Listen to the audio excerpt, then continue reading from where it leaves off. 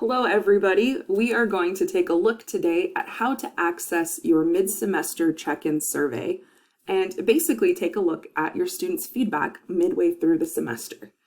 Most of you are going to have this option in your course. So whatever course you are teaching in Canvas, you should see this mid-semester check-in survey. And some of you may be editing, some of you may be deleting.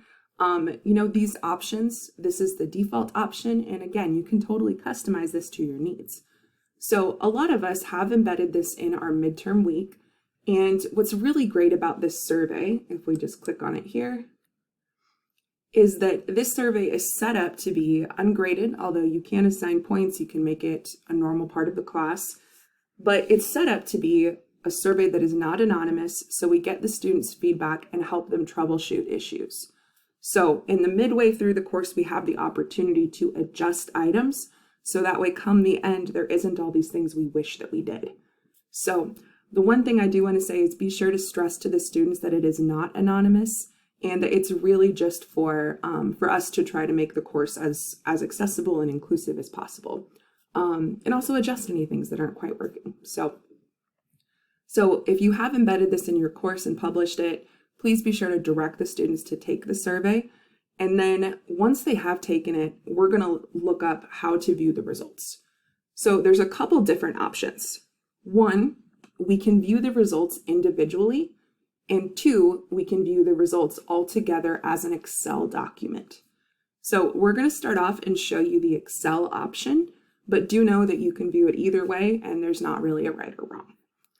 So if we click on survey statistics on the far right-hand side, what we can see is how many people completed each question. So the first question talks about what you would like to see adjusted in the course. And so again, this is the default question. You can go in and customize it when you're first creating the course. It's really set up to be 100% customizable to you and your students' needs. So we can see that 6 students have completed this option. And as we work our way down, we can see what those results are too for multiple choice questions. But if we want to view the responses all together, we can click up at the top to Student Analysis. And this is going to generate an Excel report with all 6 of those responses all in one place. So this is a great option if you're familiar with Excel or can kind of adjust the material to see all of answer 1 all in one place. We're going to click back here, and I'm going to show you how to view their responses individually. So when we click on these 3 dots right here for more options, we can see Show Student Survey Results. And then this is going to bring us to a page that has all of our students' names, and you can click on the student whose name you want to see. So once I do have that list pop up, I can click on that name for test student, and then this is our demo students' answers. So I can see for question number 1, what would you like to see adjusted in this course? So this student said more group work. I really like it when we discuss together in small groups. Maybe you have 3 or 4 students who have that same response.